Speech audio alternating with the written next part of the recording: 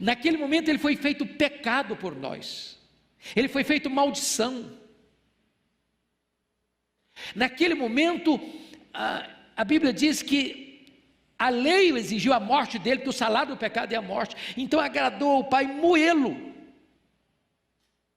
porque o meu, o seu, o nosso pecado estava nele. Os tempos estão sombrios, todos os sinais estão sendo dados.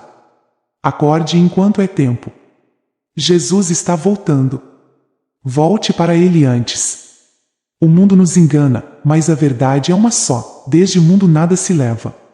Não se deixe mais ser enganado pelos emissários de Satanás.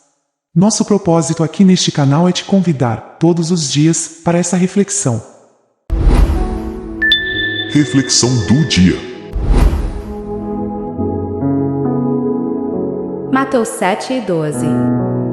Portanto, tudo o que vós quereis que os homens vos façam, fazei-lho também vós, porque esta é a lei e os profetas. Assim, em tudo, façam aos outros o que vocês querem que eles lhes façam, pois esta é a lei e os profetas. Glórias a Deus.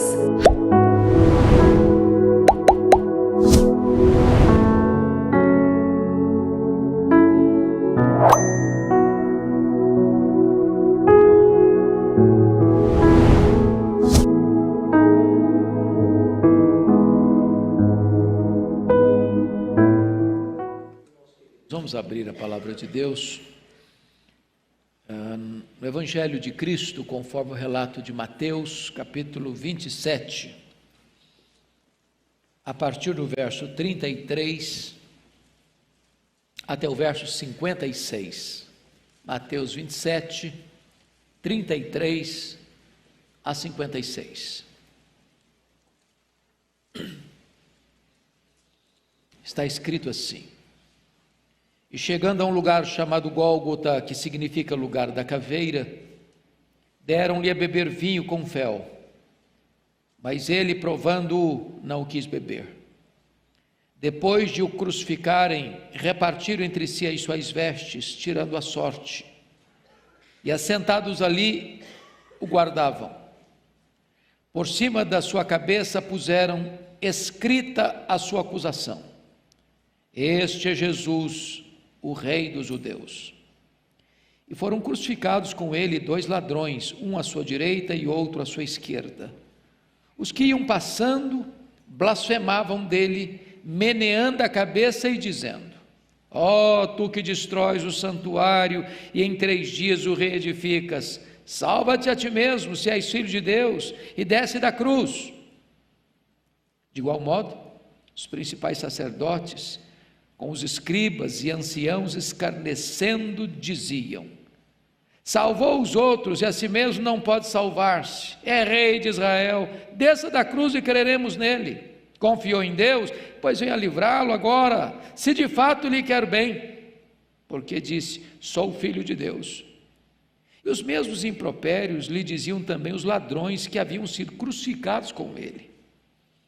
Desde a hora 6ª até a hora 9ª, houve trevas sobre toda a terra.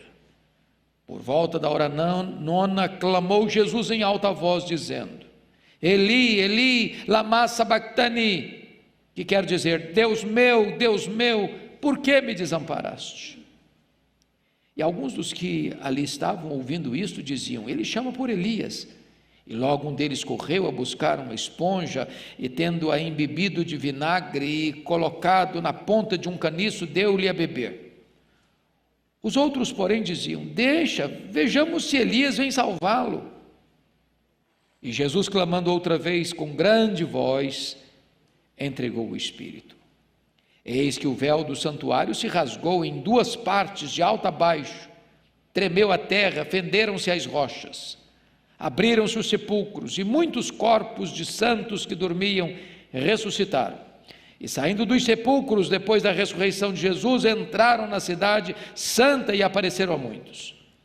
O centurião e os que com ele guardavam a Jesus, vendo o terremoto e tudo o que se passava, ficaram possuídos de grande temor e disseram: verdadeiramente este era Filho de Deus. Estavam ali muitas mulheres observando de longe, elas que vinham seguindo a Jesus desde a Galiléia para o servirem. E entre elas estavam Maria Madalena, Maria, mãe de Tiago e de José, e a mulher de Zebedeu. Irmãos, eu quero conversar com vocês hoje sobre o tema A Cruz de Cristo, o maior drama da história. E a primeira declaração que quero fazer é que a cruz de Cristo é pré-histórica. A cruz de Cristo é pré-histórica. Em outras palavras, ela estava incrustada no coração de Deus, mesmo antes de Deus criar os céus e a terra. Eu queria fazer essa afirmação, mas lendo 3 textos, para que você pudesse ter isso com muita clareza na sua mente e no seu coração. Então abra rapidinho, depois você volta, não deixa de ficar marcado aí Mateus. Vá comigo em primeiro lugar para 1 de Pedro 1, 18 a 20. Primeira carta de Pedro, capítulo 1, verso 18 a 20. Está escrito o seguinte: sabendo que não foi mediante coisas corruptíveis, como prata ou ouro, que fostes resgatados do vosso fútil procedimento que vossos pais os legaram, mas pelo precioso sangue, como de cordeiro sem defeito e sem mácula, o sangue de Cristo, conhecido com efeito, o sangue de Cristo, antes da fundação do mundo, porém manifestado no fim dos tempos por amor de vós. Em outras palavras, a cruz, o sangue do cordeiro, foi conhecido antes da fundação do mundo. Em outras palavras, isso já estava no plano de Deus, no decreto de Deus, antes de criar o universo. Deus já havia determinado mandar o seu filho para a cruz, para morrer pelos seus pecados. Deus não foi colhido de surpresa. Segundo texto, Apocalipse 13, versículo 8. Está escrito o seguinte: e adorá-lo-ão todos os que habitam sobre a terra. Ele está falando aí do dragão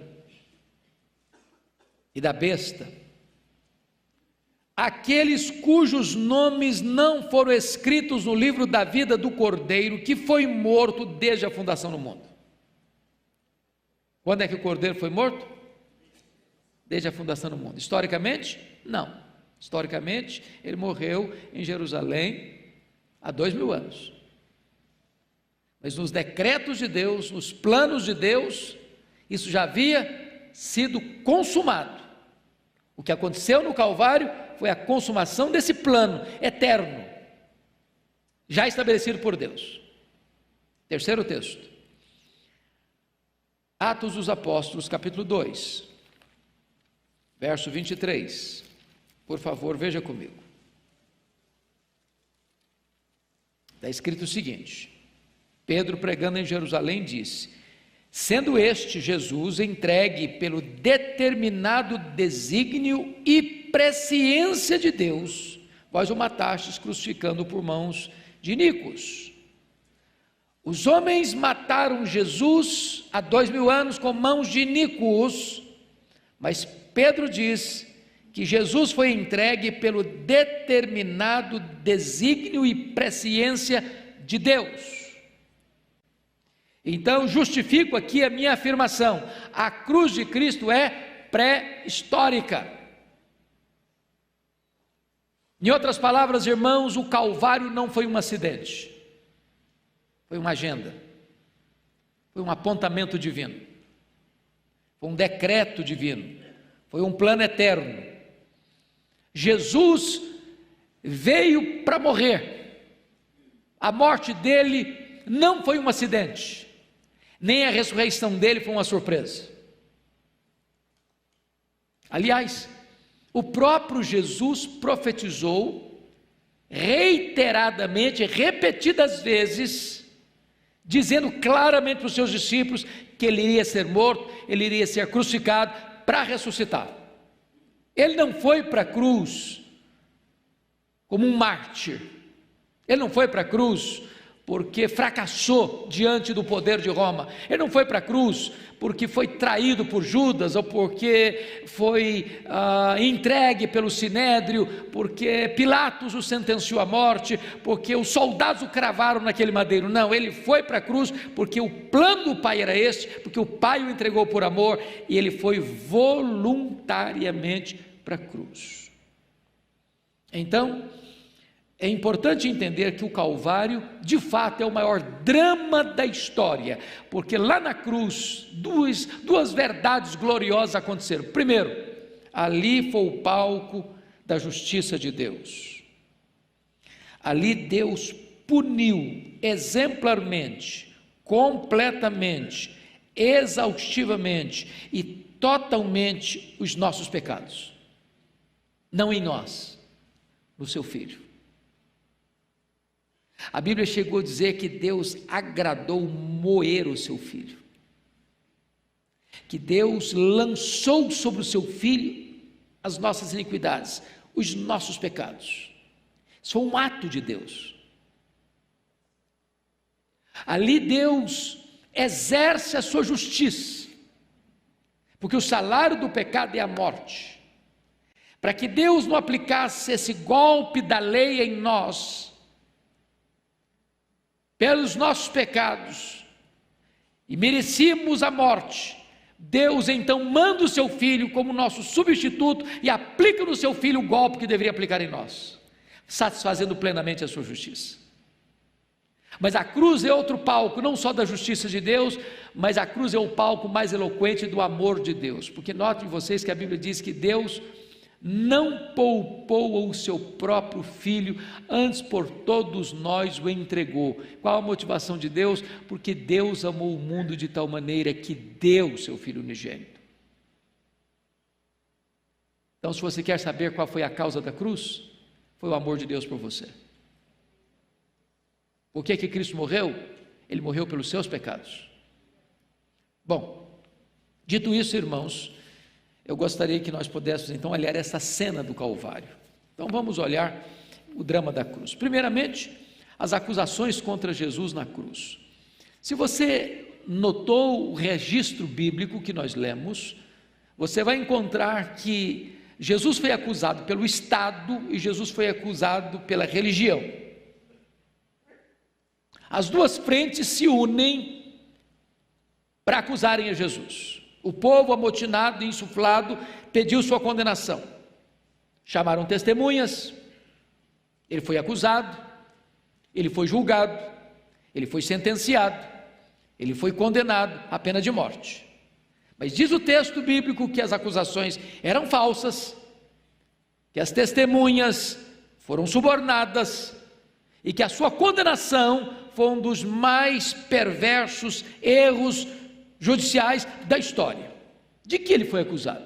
Primeiro, confira comigo, verso 37, olha o que está escrito aí: por cima da sua cabeça puseram escrita a sua acusação.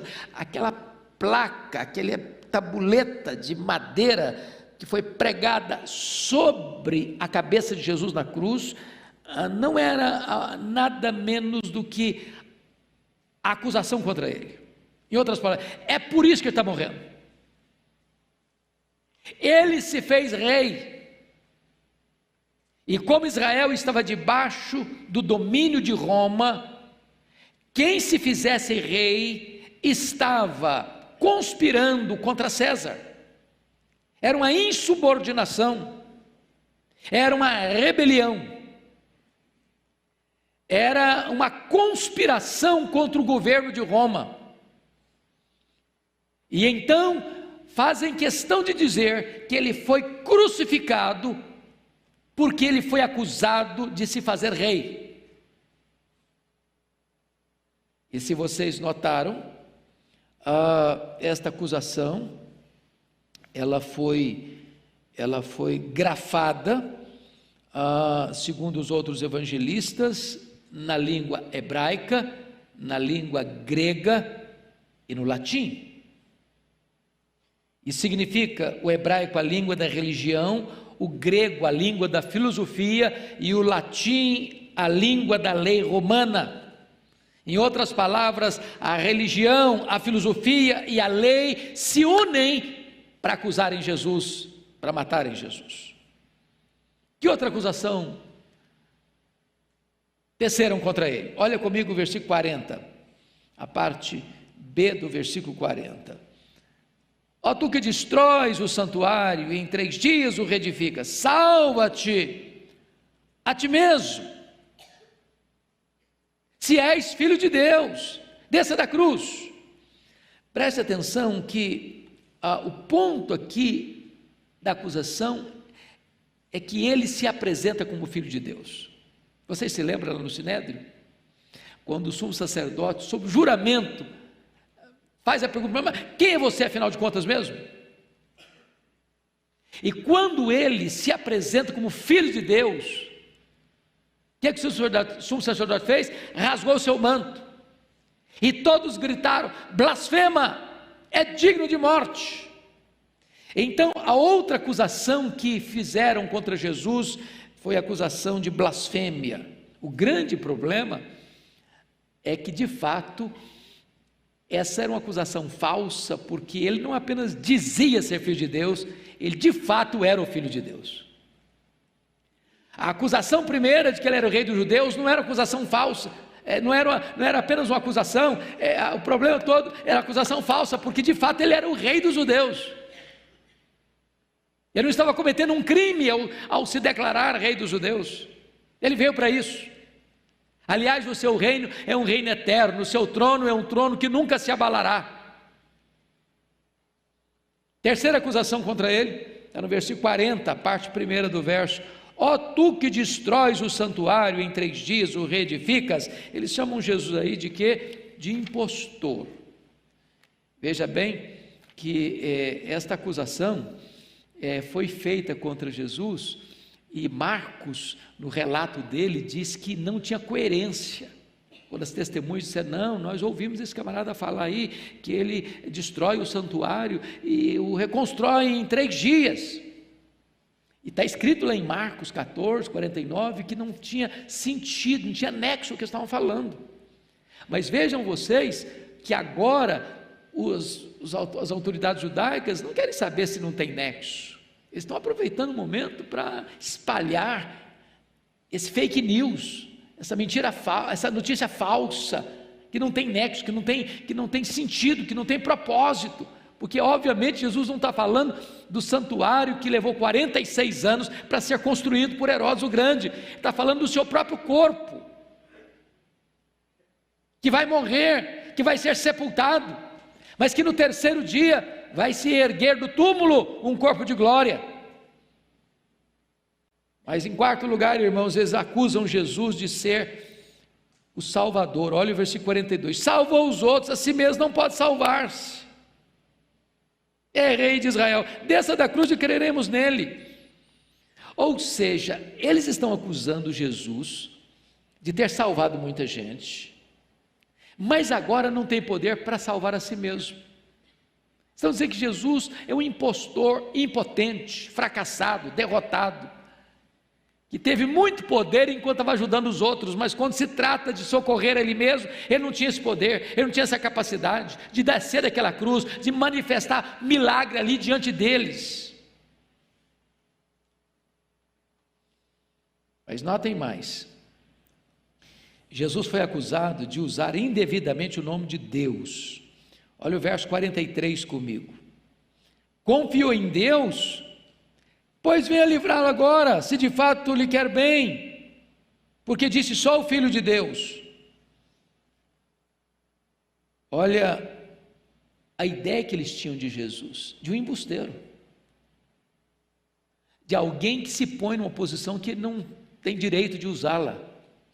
Aliás, olha o versículo 63 comigo: disseram-lhe: Senhor, lembramo-nos de que aquele embusteiro, enquanto vivia, disse: depois de 3 dias ressuscitarei. Ou seja, eles acusam Jesus de ser um embusteiro, um enganador. Todas essas acusações foram levantadas contra Jesus no drama do Calvário, no drama da cruz. Vamos ver agora em segundo lugar, irmãos, o drama da cruz, o desamparo de Jesus naquela cruz. Por quem Jesus foi desamparado? Em primeiro lugar, olha o verso 39 comigo. Foi desamparado pelo povo. Os que iam passando blasfemavam dele, meneando a cabeça, dizendo. Preste bem atenção, porque, via de regra, nós temos a ideia do Calvário como um monte muito alto, né? Toda fotografia que você já viu do Calvário é de um monte. Se você ler os 4 evangelhos, você não vai encontrar a palavra monte. Nenhum deles. Alguns dizem que Calvário, lugar da caveira, que a palavra lugar poderia ser traduzida por monte. Mas a ideia não era essa. Não era de um lugar distante do povo, não. Roma crucificava as pessoas, era no caminho onde as pessoas passavam. Onde transitava a gente. Onde fluía gente, para lá e para cá, para lá e para cá. O que está escrito no texto? 39. Os que iam passando. Você se lembra que é a festa da Páscoa, a cidade de Jerusalém está quintuplicadamente povoada. Gente passando, para lá e para cá. E olhando, na beira da estrada. O que estão fazendo? Meneando a cabeça, fracassado, derrotado. Sofrendo as consequências das suas loucuras. Ele está sendo escarnecido pelo povo, talvez o povo que viu seus milagres, talvez o povo que recebeu o benefício dos seus milagres, abandonado pelo povo. Segundo, Jesus foi desamparado pelos líderes, olha o verso 41 comigo. De igual modo, os principais sacerdotes, com os escribas e anciãos, escarneciam. Agora não é o povo, agora é a liderança religiosa, é a nata religiosa. Aliás, os mesmos que costuraram toda a conspiração contra Jesus para prendê-lo, que perseguiram Jesus ao longo dos seus 3 anos de ministério, estão agora também desamparando o Filho de Deus, escarnecendo e zombando dele. Terceiro, Jesus foi desamparado também pelos ladrões que foram crucificados com ele. Olha o verso 44 comigo. Você pode ler o 44? Vamos juntos? E os mesmos impropérios lhe diziam também os ladrões que haviam sido crucificados com ele. Preste atenção que Lucas, ao relatar esse episódio, diz que um desses ladrões, que estava do lado direito de Jesus, num dado momento, que nós não sabemos precisar qual, mudou o coração, se arrependeu, e foi salvo. Mas o que Mateus relata é que no começo,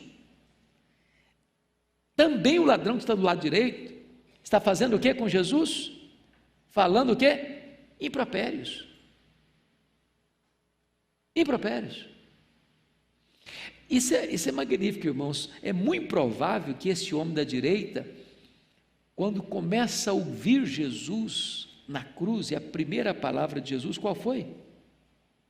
Pai, perdoa-lhes, porque não sabem o que fazem. O coração dele foi quebrado, porque a segunda palavra de Jesus na cruz foi para ele. Quando ele disse: Senhor, lembra-te de mim quando vieres do teu reino. Em verdade, de que hoje mesmo estarás comigo no paraíso.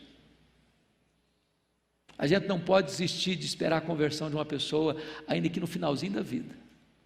A gente não pode desistir de esperar a conversão de uma pessoa, mesmo que ela tenha vivido a vida inteira na contramão da vontade de Deus.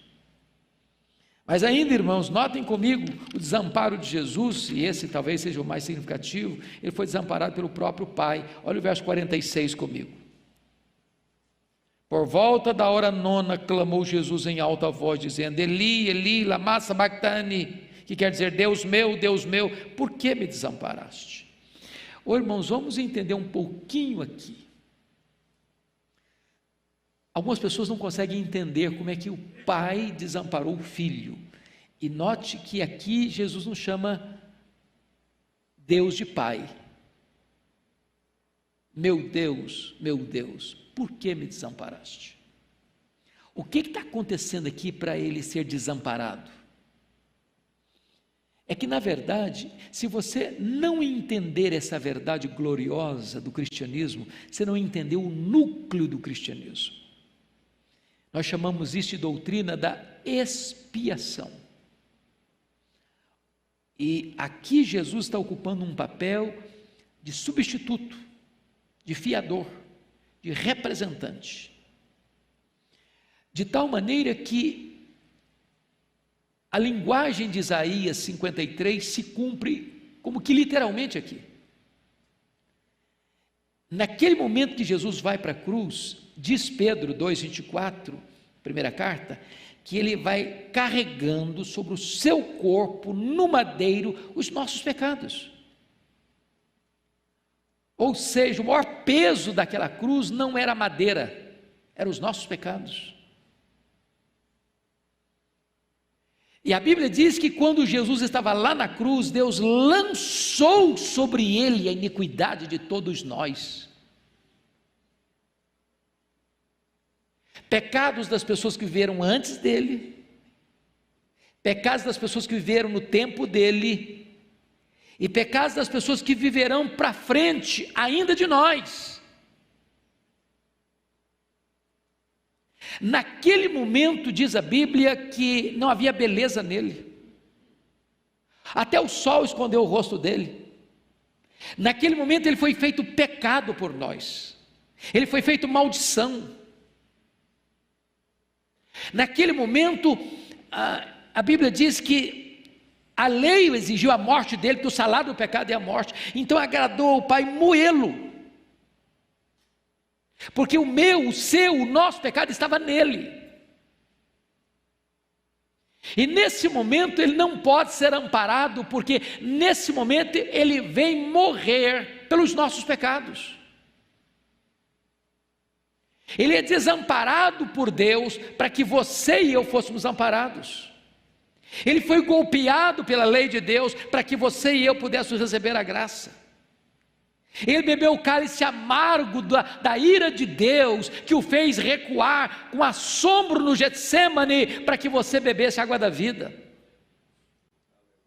Ele satisfez a completa justiça de Deus, para que agora a salvação fosse oferecida para você de graça. Em outras palavras, Jesus não morreu naquela cruz apenas para possibilitar a sua salvação, ele morreu para salvar efetivamente você, ele morreu pelos seus pecados.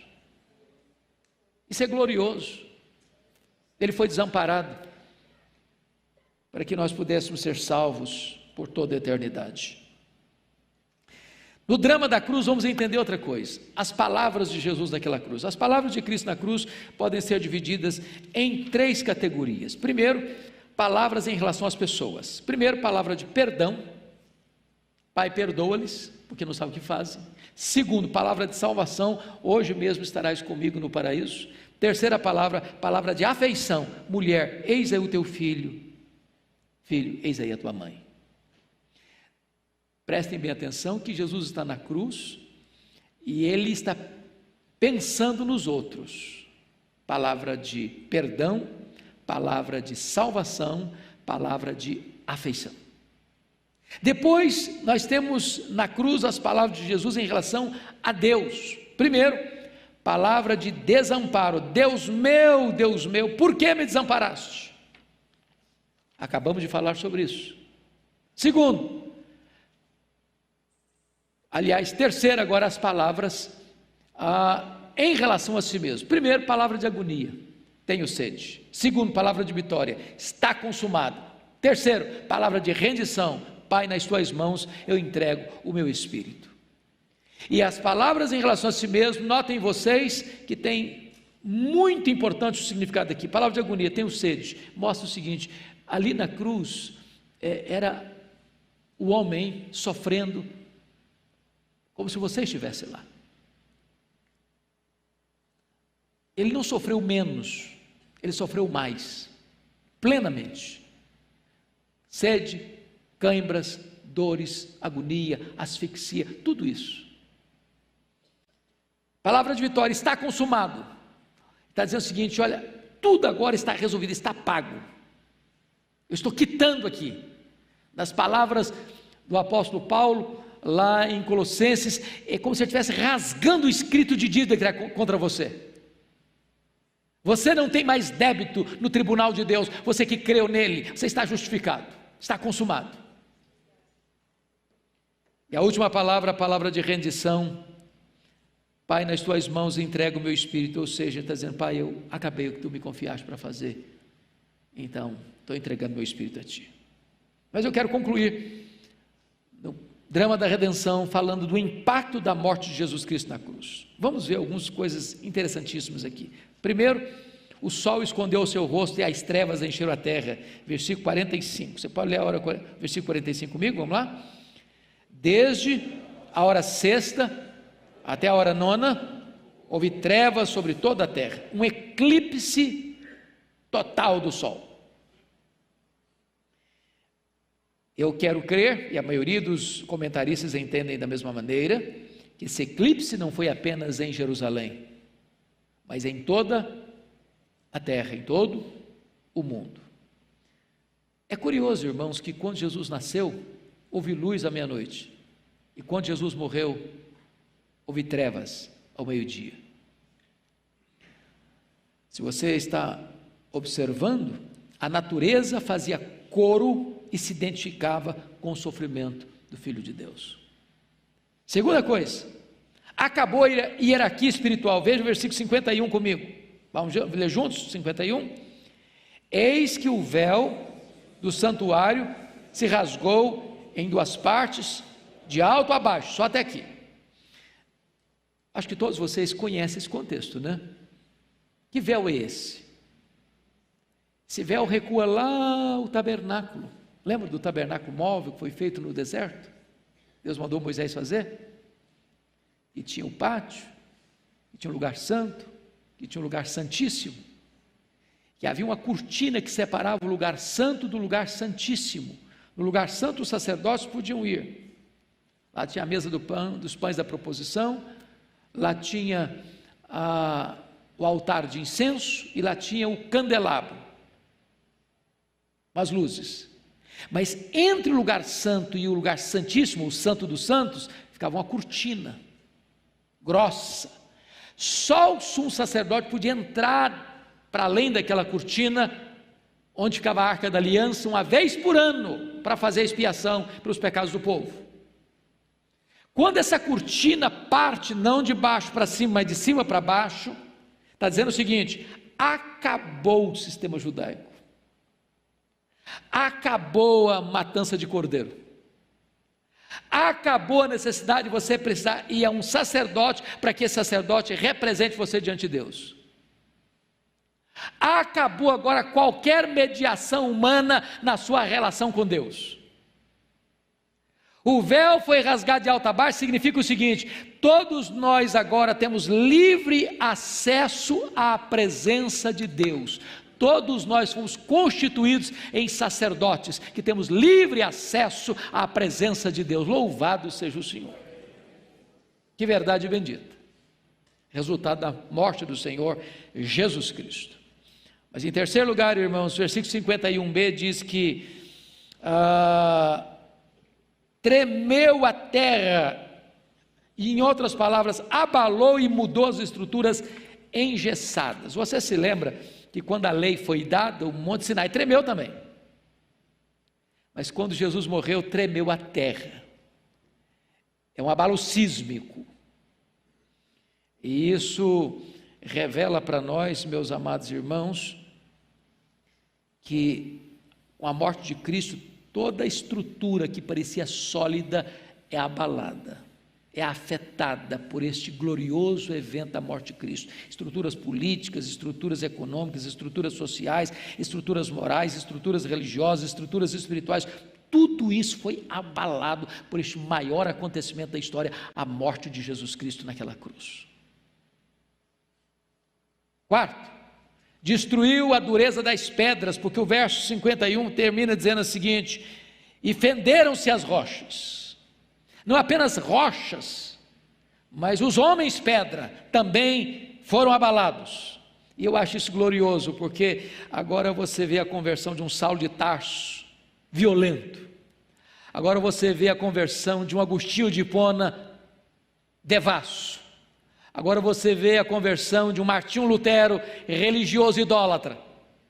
Agora você vê as pessoas menos prováveis se rendendo aos pés do Salvador, e a dureza do coração do homem é quebrada, como aquelas rochas se fenderam no dia que ele morreu na cruz do Calvário. Não há dureza que a morte de Cristo não possa quebrar.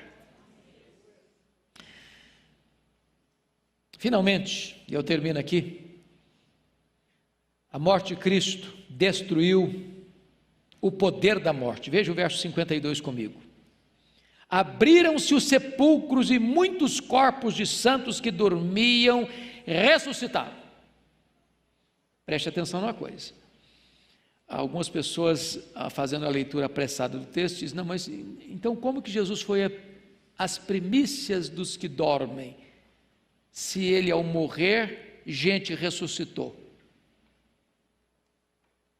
É que essas pessoas que ressuscitaram aí, quando Jesus morreu, ressuscitaram com um corpo físico, mortal, corruptível como o nosso, como ressuscitou a filha de Jairo, o filho da viúva de Naim, como ressuscitou Lázaro.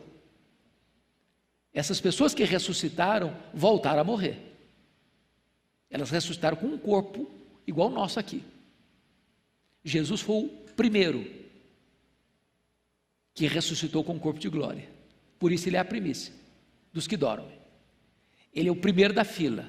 Nós teremos no dia da ressurreição um corpo semelhante ao corpo da sua glória.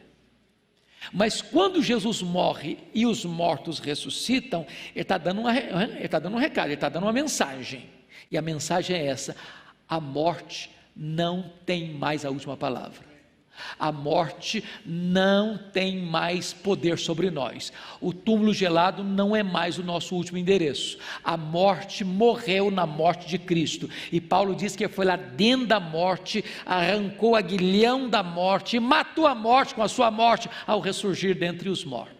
A morte foi vencida. E Paulo então é como se olhasse para a cara da morte, para a carranca da morte e perguntasse: onde está a morte, a tua vitória? Onde está a morte, o teu aguilhão? Tragada foi a morte pela vitória. Graças a Deus que nos dá a vitória por intermédio de nosso Senhor Jesus Cristo.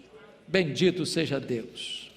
Amados irmãos, eu gostaria então de concluir dizendo o seguinte: quando Jesus morre,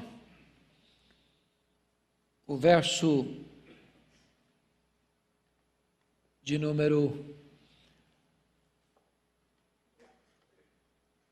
54 nos informa que o centurião, quem era o centurião? O que é um centurião? Uma pessoa que cuida de quantos soldados? 100 soldados. O centurião era aquele homem do poder militar de Roma que liderou o processo da crucificação de Jesus. Ele era o responsável. Todos os outros soldados estavam ali debaixo do comando dele, da autoridade dele. Ele era a autoridade máxima nesse processo da crucificação. Então, este homem era a pessoa que estava ali não só observando, mas ele estava ali controlando tudo, para não haver nenhum problema. Qual a conclusão dele? Versículo 40 e 54, o centurião e os que com ele guardavam a Jesus. Guardar a Jesus não é proteger Jesus, não. Eles estavam ali para que não houvesse nenhum fato que contrariasse a crucificação dele, por ordem de Roma. Vendo o terremoto e tudo o que se passava, ficaram possuídos de grande temor e disseram: verdadeiramente este era Filho de Deus. Ou seja, o maior inimigo que está responsável para executar Jesus reconhece cometer um erro, que de fato ele era o Filho de Deus. Agora preste atenção mais. Na cruz, Jesus Cristo venceu quem, irmãos? Quem ele venceu na cruz? Ele venceu o diabo. Qual foi a profecia de Gênesis 3,15? Da semente da mulher nascerá aquele que é o quê? Esmagará a cabeça da serpente. Foi na cruz que Jesus esmagou a cabeça da serpente. Lá ele expôs os principados e potestades ao vexame, ao opróbrio, à derrota. A morte de Cristo, a cruz não foi um fracasso, foi a vitória dele. A vitória dele. Mas, prestem bem atenção, que na cruz, Jesus Cristo nos justificou, nos perdoou, nos reconciliou com Deus e nos deu a sua paz. A cruz de Cristo é a nossa morte para o pecado. A cruz de Cristo é a nossa mensagem. A cruz de Cristo é a nossa própria glória. Paulo diz: eu não vou me gloriar em nada mais, senão na cruz de Cristo. Paulo diz: eu não vou pregar outra coisa a não ser Cristo e este crucificado. Talvez nós pudéssemos dizer, como nós cantamos: eu amo a mensagem da cruz. Meus amigos e irmãos, as coisas mundanas, às vezes nos faz sentir que estamos vivendo um mundo de felicidades. Não nos deixam enxergar a realidade, e ainda nos mantém na escuridão. É preciso que alguém nos chame a atenção dessas coisas, que nos faça acordar para a verdadeira vida, vida essa, com Jesus. O momento de despertar é agora. Pare agora, e pense nisso.